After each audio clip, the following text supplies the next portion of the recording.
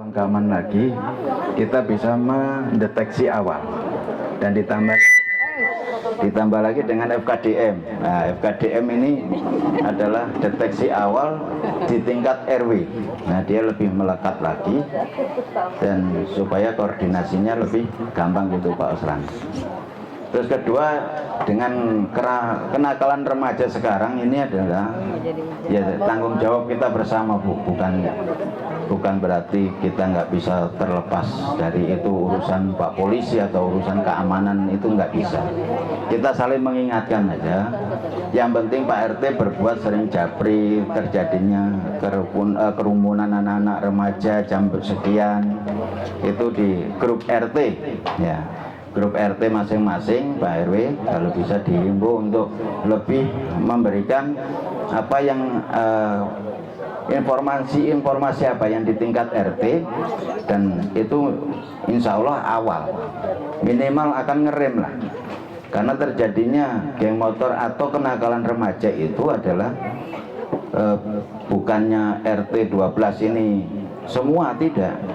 Itu ada anak yang Kampung Setu, ada 2, Cilanda, Pondok Labu, Lenteng, akhirnya berkumpul padahal anak RT 12 cuma 2. Tapi sebutannya adalah itu ada RT anak Kelapa Muda. Kebetulan di Bangawi ya, Bangawi kan masuk RT 12. Ya kan? Padahal di Bangawi pada saat itu dilidik juga tidak semua warga sini. Tapi sebutannya kelapa muda yang ini. Jadi itulah yang jadi catatan juga kita bersama. Mudah-mudahan dengan Satuan Keamanan Lingkungan dan deteksi dini FKDM berkoordinasi dengan tingkat RT dan RW, terus kemudian kepedulian kita Pak RT untuk awal, yaitu masalah kenakalan remaja awalnya adalah ngumpul. Jadi ngumpul itu kita kalau kita bisa deteksi dini, insya Allah tidak terjadi ngumpul dan kembali ke pangkalan masing-masing. Audio Jungle.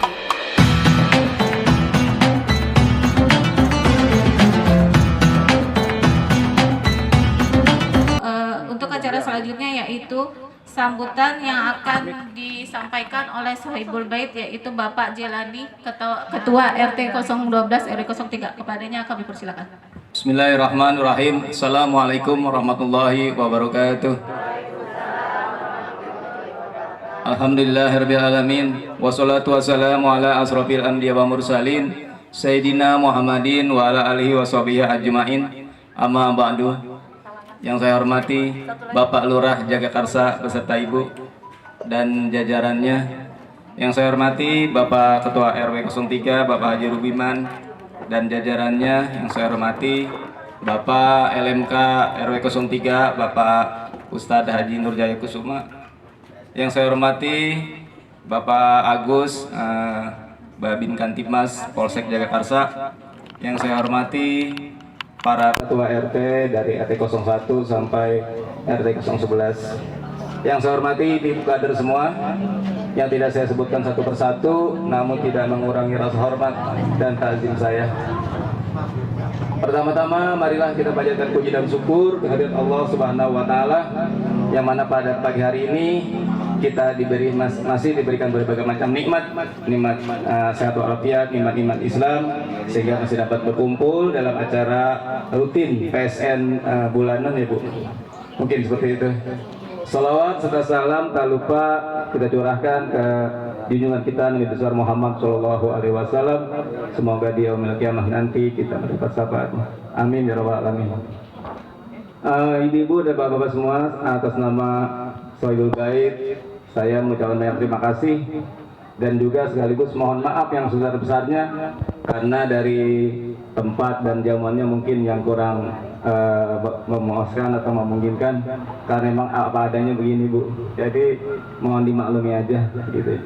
Mungkin tidak berpanjang kalam, itu aja yang dapat saya sampaikan. Kurang lebihnya mohon maaf. Wabillahi taufiq wal hidayah. Assalamualaikum warahmatullahi wabarakatuh. Terima kasih atas sambutannya dari Bapak RT 012, Bapak Jelani. Untuk selanjutnya yaitu laporan Jumantik yang akan disampaikan dengan koordinator Jumantik kepada Ibu Haja Suryati dengan teman. Saya persilakan. Langsung saja saya akan melaporkan 7 tahanan yang diperiksa, yaitu meliputi rumah tangga, perkantoran, sarana pendidikan, tempat-tempat umum, tempat pengolah makanan, fasilitas kesehatan, fasilitas olahraga. Jumlah total yang diperiksa ada 1.628. Dari jumlah pemeriksa, jentik di atas ditemukan jentik di beberapa tempat, yaitu di pot bunga, tempat minum burung, barang-barang bekas, ember-ember bekas, penampungan air, dispenser, dan di belakang kulkas sejumlah 24. Jadi total dari 7 tatanan di atas, ABJ atau angka bebas jentiknya adalah 1.628 dikurang 24 1.604 dengan persentase 98,5 bebas jentik. Sekian laporan dari saya. Wassalamualaikum warahmatullahi wabarakatuh. Bapak Ibu sekalian, tentunya ini ada dokter kita yang hadir. Nanti mungkin dari kader harap mengusulkan apa-apa yang menjadi kendala maupun apa menjadi kendala di wilayah kita ini, dan solusinya dan nanti dokter yang akan menjelaskan. Terutama mungkin mengenai kalau masih dengar yang stunting masih ada nggak nih di RW 3. Nah, itu nanti bagaimana solusi dan segala macamnya. Kemudian mengenai DPD, apa-apa yang jadi kendala di wilayah kita masih ada DPD, terutama memang di RT 5 terakhir yang masalah. Nah, mudah-mudahan sebenarnya sudah kerja maksimal, tapi namanya yang menyebar itu barang hidup pindah-pindah kali ya. Jadi kita nggak bisa nyegah, kita lagi tidur, nyamuknya kemana kita nggak tahu juga itu. Jadi itulah. Tapi artinya saya mengapresiasi kepada seluruh kader sudah bekerja keras untuk wilayah RT 3 ini. Dan segala bidang sudah dilaksanakan, segala kegiatan sudah dilaksanakan, tapi seandainya masih ada, ya itulah cobaan buat kita. Mudah-mudahan tambah giat lagi. Kemudian juga saya ucapkan terima kasih dokter hadir nanti untuk memberikan arah-arahan kepada kader kami ini. Mudah-mudahan lebih baik, lebih ke depan, lebih memberikan kesemangatan sehingga wilayah RT ini menjadi yang sehat baik jasmani maupun rohaninya. Nah, itu saya yang akan disampaikan. Akhirul kalam, wassalamualaikum warahmatullahi wabarakatuh. Alhamdulillah ibu-ibu kita bisa rutin melaksanakan PSN pada pagi hari ini di RW 3 khususnya. Insya Allah ibu-ibu kader lengkap ya, RT 1 sampai 12. Mungkin masih ingat 3M plusnya? Ayo, 3M. Ibu-ibu kader, terutama gimana 3M plus, ada yang tahu? Yang belakang kayaknya mau jawab ya. Menguras, mengubur. Plusnya apa nih, ibu-ibu kader? Apa nih salah satunya plus? Autan. Kalau di rumah mungkin bisa pakai apa tuh? Jaring-jaring. Iya, kelambu atau jaring-jaring ya. Kalau udah ada nih di Shopee nih, saya promosi ya.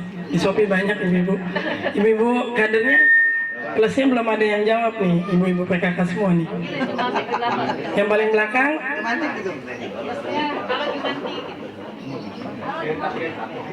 Halo Jumantik ada jawabannya? Oh, halo Jumantik. Halo juga. Oh, halo juga. Salah. Apa kabar PKK? Alhamdulillah, luar biasa. Aduh, lemes banget. PKK-mu, PKK kita semua. Ya, tepuk tangan terutama untuk yang paling belakang, lemes banget ibu-ibunya ya. Terima kasih ibu. Iya. Ya, walaupun belum sarapan sama, kita harus tetap semangat. Alhamdulillah. Alhamdulillah kita diberikan kesehatan ya, karena ibadah kita ini terutama untuk wilayah Jagakarsa semoga bisa menekan kasus DBD sampai dengan tidak ada kasus sama sekali ya dok ya. Alhamdulillah.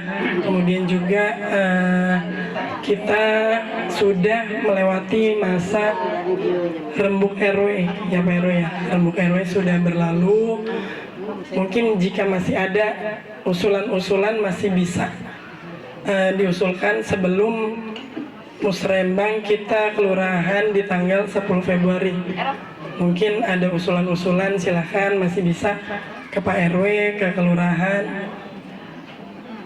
Gimana ibu-ibu yang di belakang? Mau ngusilin apa kira-kira? Boleh? Boleh, silakan. Mohon izin usul untuk musrenbang, karena saya selaku dari Pokja 4 di wilayah Kecamatan Jagakarsa selalu keliling ke wilayah untuk kegiatan posyandu. Barangkali bisa dianggarkan untuk kelengkapan posyandu, antara lain panjang badan bayi, terus tinggi badan, dan dacin atau yang berbentuk digital. Itu yang selalu kami butuhkan. Kadang-kadang di wilayah itu dari pengadaan barangnya itu udah rusak, jadi dia pakai yang tinggi badan, ukur untuk badan untuk pakai baju, itu kan nggak boleh. Untuk secara dari aturan Pokja 4 PKK provinsi maupun kita ke bawah itu, untuk panjang badan bayi itu tidak boleh pakai alat ukur untuk menjahit itu. Kalau bisa kami usulkan pengadaan barang posyandu, ya, seperti itu tadi, panjang badan bayi, alat timbang bayi, alat tinggi badan balita, dan timbangan seperti itu. Terima kasih banyak. Assalamualaikum warahmatullahi wabarakatuh. Terakhir itu 2015 saya ingat, karena saya waktu 2015 saya masih kasih desa, dan itu masih bisa menganggarkan peralatan posyandu izin dokter. Setelah itu memang kewenangannya ada di dinas ada di puskes ya? Nggak ada, puskes nggak ada. Tapi belum tahu juga sih, makanya kita koordinasi di sini. Karena memang kewenangannya tidak diberikan kepada kelurahan. Kadang-kadang di kompet dari pihak PKK provinsi ini bang gini-gini, emang nggak ada pengadaan. Saran saya juga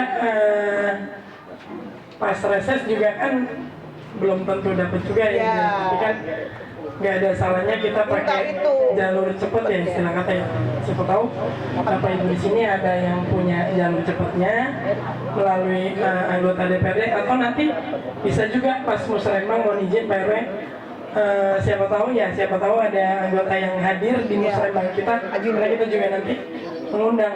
Silakan diusulkan langsung pada musrembang kelurahan. Jadi kita pakai, karena memang kelurahan tidak ada kewenangan itu, insya Allah kita kan namanya usaha ya, usaha ketika musrembang kelurahan disampaikan langsung ke anggota DPD, karena kan rembuk itu berjenjang dari RT, RW, kemudian kelurahan sampai kecamatan dan juga sampai ke gubernur, dan itu akan dibahas di DPRD, di mana di situ akan ketok palu ini akan oke atau tidaknya. Kita berdoa saja. Sesi ini juga kan udah lama banget ya, lebih dari setahun 2 tahun itu tidak bisa dianggarkan di kami seperti itu. Mungkin ada lagi terkait usulan-usulan atau yang lain, ibu-ibu yang di belakang. Yang diharapkan, tapi ternyata ya belum berjalan juga ya. Mungkin nanti akan bisa lebih berkoordinasi dari Kasih-Kesra kelurahan ya. Kita biasanya kalau dulu sih katanya jadwalnya tetap dari kelurahan, nanti kami akan mengikuti. Dan waktu itu disepakati tiap hari Selasa tuh saya tahu, kalau di Jagakarsa. Kalau di Cianjur saya tahu hari Senin gitu. Jadi kayaknya masing-masing wilayah sih menentukan aja gitu ya. Mudah-mudahan itu nanti bisa berjalan dengan baik. Untuk kasus COVID kita aman. Alhamdulillah. No. Tapi bukan berarti COVID sudah tidak ada. Kita masih masa transisi ya, menuju endemi. Jadi kita tetap harus pakai. Ini karena di tempat terbuka oke, masih ya. Tapi gantung di dada ya Bung Ayah ya. Tapi misalkan kayak kita ada nih di kecamatan, di aula kecamatan ya, kantor lurah. Walaupun sudah buka jendela, buka itu, tapi mohon kayaknya sebaiknya tetap pakai masker ya. Karena kan pasti juga jumlahnya banyak, yang diundang tamunya banyak. Karena mencegah lebih baik. Karena sekarang kalaupun yang kena, mungkin karena sudah booster ya, sudah 2 kali vaksin, jadi nggak kelihatan. Kita nggak tahu nih orang ini kena gitu ya, karena juga sudah lebih bagus imunnya, tapi tetap bisa kena. Cuma gejalanya nggak seberat waktu sebelum kita vaksin. Dan juga mungkin info untuk vaksin booster, itu di puskesmas kecamatan, dulu kan ada malam ya, sempat kemarin, sekarang kembali lagi ke jam 1 sampai jam 4. Jadi tetap di jam kerja. Iya, sama itu ya, itu.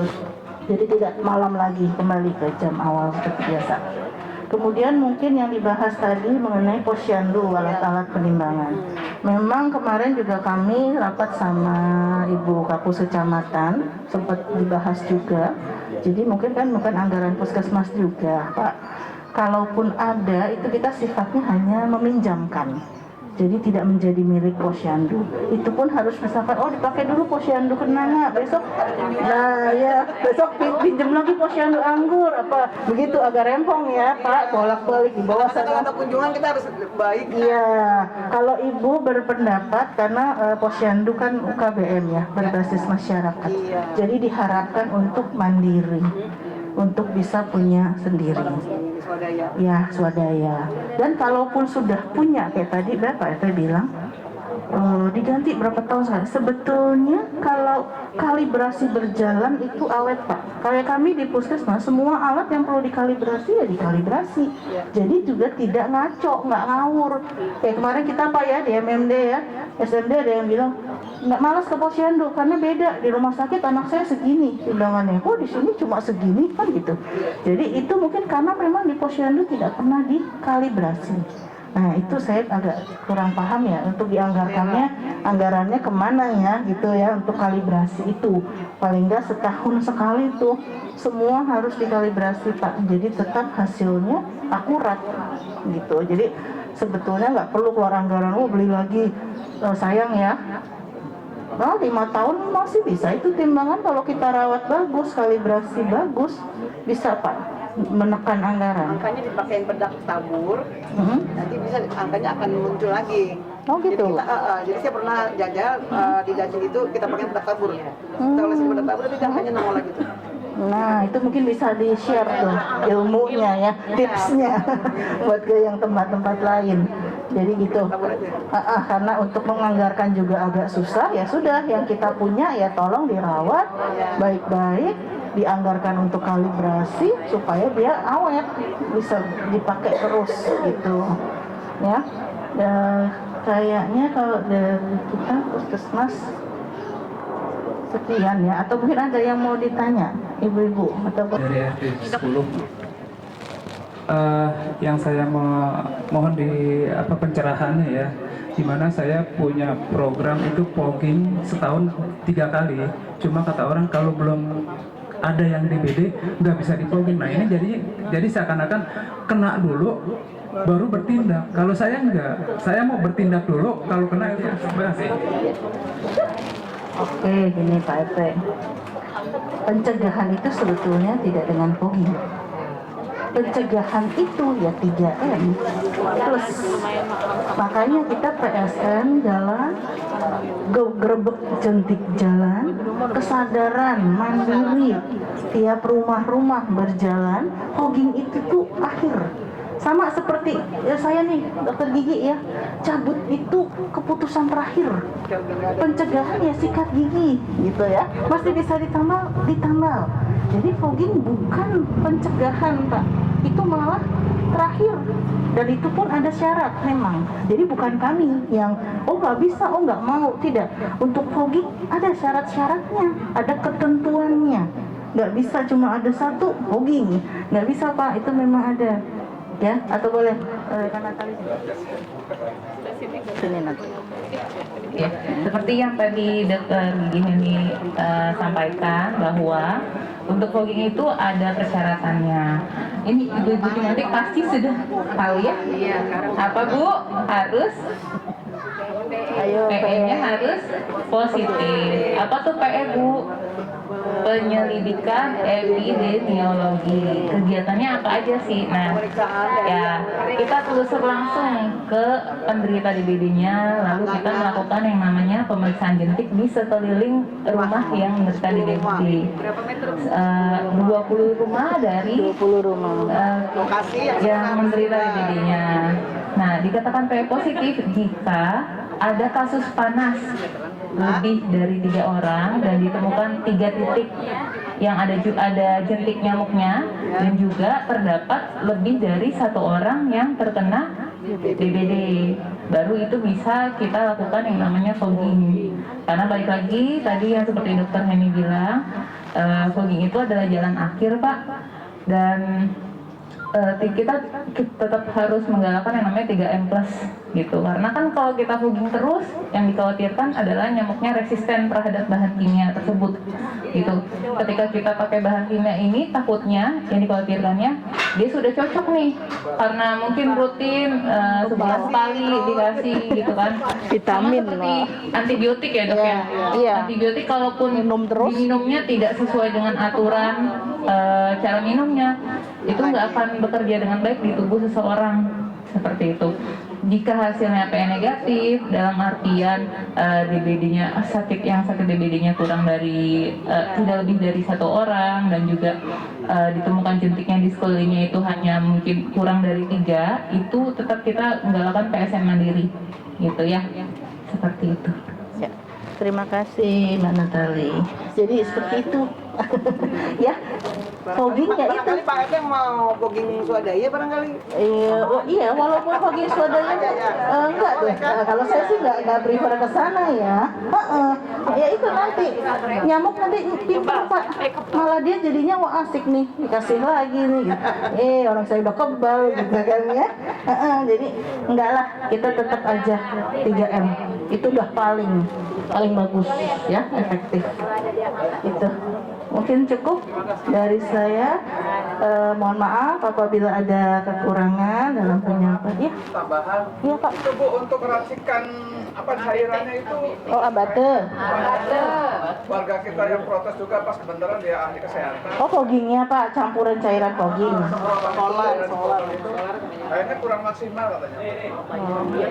Banyak protes warga Mak. Protes semua warga Mak. Nanti disampaikan ke petugas foggingnya ya Pak. Maksudnya nggak mati. Ya. Dan sebagai porsi saya adalah sebagai ingin memberikan atau berbuat untuk kena keamanan, terutama di Kelurahan Jagakarsa dan khususnya sekarang di RW 3. Dan alhamdulillah RW 3 selama saya jadi Babin Kamtibmas dulu adalah ajang geng motor ya di Kelapa Hijau. Pak RW dari zamannya mantan RW almarhum Pak Haji Rahmat itu sering sampai pagi kita muter-muter, dan Pak Haji Rahmat juga pernah ditantang sama warganya juga karena mabuk di sana di RT 10, karena Pak Haji Rahmat nggak tahu, nggak ada simbolnya RW ya, namanya orang mabuk siapa lu kan gitu. Akhirnya namanya Pak Haji Rahmat juga orang ini juga ya, panas juga gitu, mau berantem juga gitu. Tapi alhamdulillah itu pengalaman-pengalaman dan sering viral juga di Kelapa Hijau dulu sampai cuek. Terus kemudian kita membangun sistem keamanan lingkungan, yaitu Satuan Keamanan Lingkungan. Mbak Sopi nih, aduh lupa nggak saya sebut, sorry Mbak, tenang aja, tapi tetap kopi dibikin ya Mbak ya. Dan saya bentuk Satuan Keamanan, tujuannya adalah membangun kekuatan di lingkungan RW Bu. Jadi yang tiap satunya RW itu 1 RT dapat 2, kalau di sini ada 12 jadi 24 orang. Apabila ada sesuatu kita bisa calling yang lain. Nah akhirnya kalau sudah banyak berarti ada kekuatan untuk minimal ada keberanian orang pada saat itu yang melakukan, karena dia bersama-sama juga. Geng motor itu bersama-sama, dan sekarang mulai ada timbul lagi. Sekarang ini udah mulai timbul lagi di khususnya kalau di RW 3 alhamdulillah belum ada. Iya belum. Lenteng Agung gitu. Jadi sering malam Minggu, malam Sabtu, dan alhamdulillah yang sering viral juga adanya di Lenteng Agung. Tetapi kita tetap akan berbuat kata Pak Oslan tadi ya kan, kalau bisa sebelumnya kan gitu. Sebelumnya kita berbuat.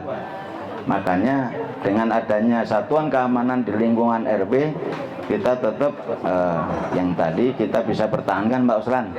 Ya mudah-mudahan kita tetap ditambah solidnya untuk satuan keamanan ini, dan nanti diikutin dengan satuan keamanan lingkungan RW-RW yang lain. Itu harapan saya.